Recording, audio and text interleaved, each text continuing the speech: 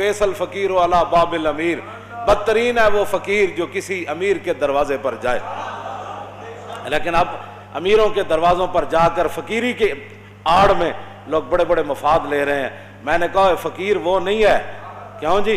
فقیر تو حضرت میاں امیر قادری ہے، کیوں جی؟ ہاں جی، فقیر تو یہ لوگ ہیں کہ شاہ جہان ملنے کے لیے آیا تو آپ اوپر چڑھ گئے مکان کے اوپر، فرمایا شاہ جہان کو میں نے نہیں ملنا، تو نیچے دربان کھڑا کر دیا۔ تو یہ پڑھے لکھے حکمران تھے، ایسے تو نہیں تھے جن کو خاتم النبیین بھی نہیں پڑھنا آتا تھا، جن کو کل واللہ بھی نہیں پڑھنی آتی تھی، یا جن کو مقتضیات پڑھنا بھی نہیں آتا تھا، یہ ایسے تو حکمران تھے نہیں، یہ تو پڑھے لکھے لوگ تھے۔ تو نیچے سے کھڑے ہو کر شاہ جہان نے آواز لگائی، انہوں نے کہا در درویش دربان ابایت، انہوں نے کہا درویشوں کے دروازے پر چوکیداروں کا اور جناب یہ گارڈوں کا کیا مطلب ہے؟ تو حضرت میاں امیر نے اوپر سے آواز لگائی، فرمایا ببایت تاکہ سگے دنیا نہ آئے۔ فرمایا درویش کو ضرورت نہیں ہوتی دربان رکھنے کی، لیکن کبھی کبھی رکھنا پڑتا ہے تاکہ کوئی دنیا کا کتا نہ آ جائے۔ صوفی تو کسی کو کہتا ہی کچھ نہیں ہے۔ میں نے کہا شاہ جہان کو کیا کہہ دیا آپ نے؟ میری باتیں میں نے کہا دین پڑھا جو نہیں ہے، تم نے الف انار بے بکری پڑھی ہے نا، تم نے پڑھا ہوتا نا الف لام میم ذالک الکتاب لا ریب فیہ، الف انار بے بکری پہ پنکھے سے یہی کچھ آتا ہے۔ ہاں آپ نے فرمایا اس لیے کھڑا کیا تاکہ دنیا کا کتا نہ آ جائے۔ اور مولا علی نے مؤذن کو کیا کہا؟ علی مرتضیٰ من، تے مؤذن کا نماز کا ٹائم ہو گیا، فرمایا بیٹھ جاؤ۔ جب دوبارہ آیا تو فرمایا بیٹھ جا۔ تیسری بار آیا کہتا نماز کا ٹائم ہو گیا، تو مولا علی نے کیا فرمایا؟ ھذا الکلب یعلمنا السنہ، فرمایا یہ کتا ہمیں سنت سکھانا چاہتا ہے۔ ہم نے نماز حضور کے ساتھ پڑھی ہے، علی کو پتہ ہے نماز کب پڑھانی ہے۔ یہ ہمیں پھس پھسی باتیں نہ بتایا کرو، ہم نے پڑھی ہوئی ہے، یہ چیزیں رکھی ہوئی ہیں۔ مانتے کوئی نہیں، لیکن کم از کم تھوڑے جو پڑھے ہوتے ہیں، مانتے کوئی نہیں، مانتے ایک کو گالتے انی یحب اللہ و رسولہ۔ ہمیں مان اس بات پر ہی ہے کہ ہم اللہ رسول سے محبت کرتے ہیں، لیکن یہ بات ہے کہ پھر آپ نیچے آ گئے، شاہ جہان نے بڑیاں منتیں کی تھیں، اے نہیں کہ بندہ چل کے تو انہوں نے درباراں جا کے دیکھا ماشاءاللہ ماشاءاللہ ماشاءاللہ۔ میں نے نہیں پڑھا ایسا فقیر، نہیں پڑھا، واقعی نہیں پڑھا۔ ہاں جی، فقیر وہ ہوتا ہے جس کے گھر باورچی خانے کا کھانا جہانگیر کہے۔ جب گزریا نا اتو سرحد دے قریب تو فوج دے نال، تے حضرت امام ربانی فرمایا میں تیری تے نال پوری فوج دی میں دعوت کرنی، تے امام ربانی اپنے فقیراں نو فرماؤ سارا لنگر پانی پکا کے دیو جہانگیر نو۔ جہانگیر جدوں کھا دیا نا تو پھر انگلیاں بھی کٹ کٹ کے کھائے، کہنا بڑا مزدار ہے، حضرت کمال ہو گئی، حضرت کمال ہو گئی۔ وہ کہے حضور اے جا کھانا تے میں شاہی باورچی کدے نہیں کھادا، اے سرحدی درگاہ وچ ایڈا مزدار کھانا پکدا۔ آپ نے فرمایا فقیر ہے، بس اللہ کا دیا ہوا مال ہے، کرتے رہتے۔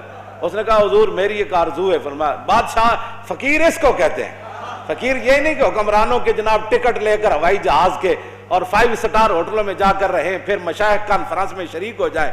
فقیر وہ نہیں ہے، فقیر وہ ہے جو امام ربانی ہے، جس کے دروازے پر وہ جہانگیر چل کے آئے۔ میں فقیری اس کو کہتے ہیں۔ وہ کہنے لگا حضور جتنے باورچی ہیں نا تسی اے میرے شاہی باورچی خانے بھیج دو، میں انہوں دگنی تنخواہ دیاں گا۔ امام ربانی فرمایا میں باورچی تے بھیج دیاں گا، لیکن یہ کھانا صرف سرحدی درگاہ تے پک سکتا۔ یہ ہمارے فقیر گزرے ہیں۔ یہ کیا فقیری ہے؟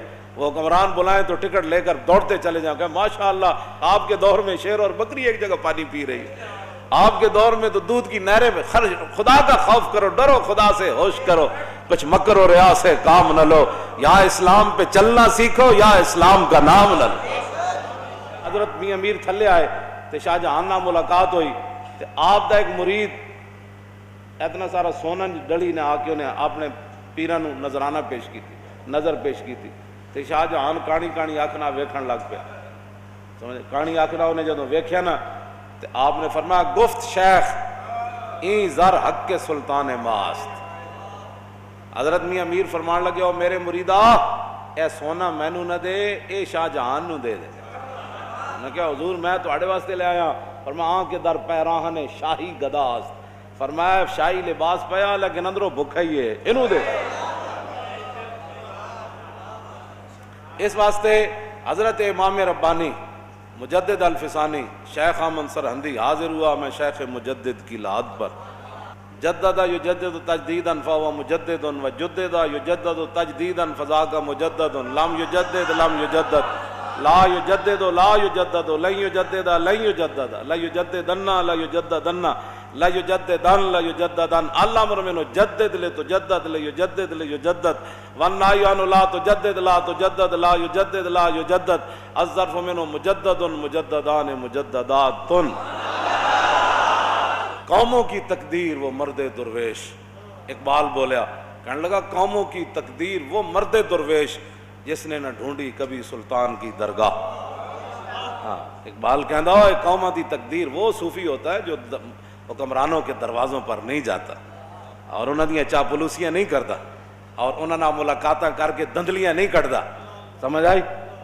حضور محبوب سبحانی کیوں جی وہ ہاتھ وہ جناب وہ خون نہیں کٹ دیتا اشرفیاں وچوں، اینج اینج دو میں پکڑ کے آپ نے خون کٹ دیتا، فرمایا لوگوں کا خون چوس کر مجھے نذرانے دیتا۔ فقیری، فقیر اس کو کہتے ہیں، ہاں یہ فقیری نہیں ہے حکمرانوں کے طرف، فقیر امام ربانی مجدد الفسانی۔